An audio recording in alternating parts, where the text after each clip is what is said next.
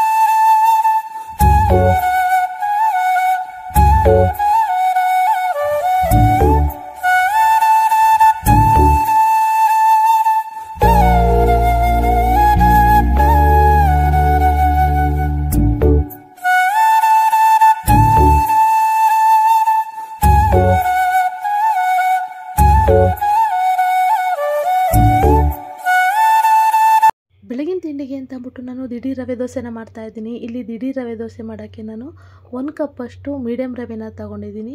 ನೀವು ಬೇಕಾದರೆ ಸಣ್ಣ ರವೆನಾದ್ರು ತೊಗೋಬೋದು.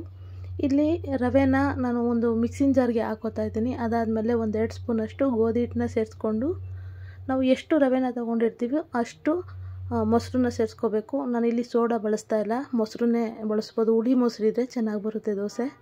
ಅದಕ್ಕೆ ನೀರು ಹಾಕ್ಕೊಂಡು ಸಣ್ಣದಾಗೆ ರುಬ್ಕೊಂಡು ಬರೋಣ. ನೋಡ್ತಾ ಇದ್ರಲ್ಲ, ಇಷ್ಟು ಸಣ್ಣದಾಗಿದ್ದರೆ ಸಾಕು. ಈಗ ರುಬ್ಬಿದಾದಮೇಲೆ ಎಷ್ಟು ಬೇಕು ಅಷ್ಟನ್ನು ಈ ಸಮಯದಲ್ಲಿ ಉಪ್ಪನ್ನ ಸೇರಿಸ್ಕೊಂಡು ಚೆನ್ನಾಗಿ ಮಿಕ್ಸ್ ಮಾಡಿಕೊಂಡು ಒಂದು ಅರ್ಧ ಅವರು ನೆನೆಯೋಕ್ಕೆ ಬಿಡಬೇಕು. ಪ್ಲೇಟ್ನ ಮುಚ್ಚಿ. ಇದು ರವೆ ಆಗಿರೋದ್ರಿಂದ ಒಂದು ಅರ್ಧ ಅವರು ನೆನೆದ್ರೆ ದೋಸೆ ಚೆನ್ನಾಗಿ ಬರುತ್ತೆ. ಅದಕ್ಕೋಸ್ಕರ ಈಗ ಸ್ಟವ್ ಮೇಲೆ ಒಂದು ತವನ ಇಟ್ಕೊಂಡಿದ್ದೀನಿ. ಈಗ ತವಕ್ಕೆ ಎಣ್ಣೆನ ಹಾಕ್ಕೊಳ್ಳೋಣ. ನಾನು ಇಲ್ಲಿ ಎಣ್ಣೆನ ಸವರೋಕ್ಕೆ ತೆಂಗಿನಕಾಯಿ ಚಗರೆನ ಯೂಸ್ ಮಾಡಿದ್ದೀನಿ. ಇದು ನಮ್ಮಮ್ಮ ಯೂಸ್ ಮಾಡ್ತಿದ್ರು ಈ ಥರ. ನಾನು ಅದೇ ಥರ ಯೂಸ್ ಮಾಡಿದೆ. ಇವಾಗ ಎಣ್ಣೆ ಎಲ್ಲ ಸವರಿದಾದ್ಮೇಲೆ ದೋಸೆನ ಬಿಡ್ಕೊತಾ ಇದ್ದೀನಿ. ನೋಡ್ತಾ ಇರ್ಬೋದು, ಎಷ್ಟು ತೆಳ್ಳಗಾದರೂ ಬಿಡ್ಕೊಬೋದು, ಚೆನ್ನಾಗಿ ಬರುತ್ತೆ ದೋಸೆ. ಅದಕ್ಕೆ ನಾನು ಇವಾಗ ಎಣ್ಣೆನ ಹಾಕ್ಕೋತಾ ಇದ್ದೀನಿ. ನೀವು ಎಣ್ಣೆ ಬದಲು ತುಪ್ಪನಾದ್ರೂ ಹಾಕ್ಕೋಬೋದು. ನೋಡ್ತಾ ಇದ್ದೀರಲ್ಲ, ಎಷ್ಟು ಚೆನ್ನಾಗಿ ಬರ್ತಾಯಿದೆ, ಎಲ್ಲೂ ತಿತ್ತೋಗ್ದೇ ದೋಸೆ. ತುಂಬ ರುಚಿಯಾಗಿತ್ತು ದೋಸೆ. ನೀವು ಒಂದು ಸಲ ಟ್ರೈ ಮಾಡಿ. ನಾನು ಬೆಳಗ್ಗೆ ಏನೂ ಪ್ರಿಪ್ರೇಷನ್ ಮಾಡ್ಕೊಂಡಿಲ್ಲ ತಿಂಡಿಗೆ ಅಂದಾಗ ದಿಢೀರಾಗಿ ಈ ಥರ ರವೆ ದೋಸೆನ ಮಾಡ್ಕೋಬೋದು. ನೋಡಿ, ಇನ್ನೊಂದು ಬಿಟ್ಟು ತೋರಿಸ್ತೀನಿ ದೋಸೆನ ನಿಮಗೆ. ನೀವು ಬ್ಯಾಚುರಲ್ ಆಗಿದ್ರೂ ಒಂದು ಸಲ ಟ್ರೈ ಮಾಡ್ಬೋದು ಆರಾಮಾಗೆ. ನೋಡಿದ್ರಲ್ಲ ಎಷ್ಟು ಚೆನ್ನಾಗಿ ಬಂದಿದೆ ಅಂತ ದೋಸೆ. ಎಷ್ಟು ಸ್ಮೂತಾಗಿ ಬಂದಿತ್ತು ಅಂದರೆ ದೋಸೆ. ಈಗ ಅದ್ರ ಕಾಂಬಿನೇಷನ್ನಾಗಿ ನಾನು ಕಾಯಿ ಚಟ್ನಿನ ಮಾಡ್ಕೊತಾ ಇದ್ದೀನಿ. ಇಲ್ಲಿ ಬೆಳ್ಳುಳ್ಳಿ ಹಾಕ್ಕೊಂಡಿದ್ದೀನಿ, ಕರಿಬೇವು ಮತ್ತು ಒಣಮೆಣ್ಸಿನ್ಕಾಯಿ. ನೀವು ಹಸಿಮೆಣ್ಸಿನ್ಕಾಯಿನಾದ್ರು ಯೂಸ್ ಮಾಡ್ಬೋದು. ಆಮೇಲೆ ಕಾಯಿ, ಹುರ್ಗಡ್ಲೆ, ಆಮೇಲೆ ಮೆಣಸು, ಆಮೇಲೆ ಉಪ್ಪು ಮತ್ತು ಕೊತ್ತಂಬರಿ ಸೊಪ್ಪು. ಅಷ್ಟೇ. ನೀರು ಹಾಕ್ಕೊಂಡು ರುಬ್ಕೊಂಡ್ರೆ ಆಯಿತು. ರವೆ ದೋಸೆಗೆ ಕಾಂಬಿನೇಷನ್ನಾಗಿ ನಾನು ಇಲ್ಲಿ ಚಟ್ನಿನ ಬಳಸಿರೋದು.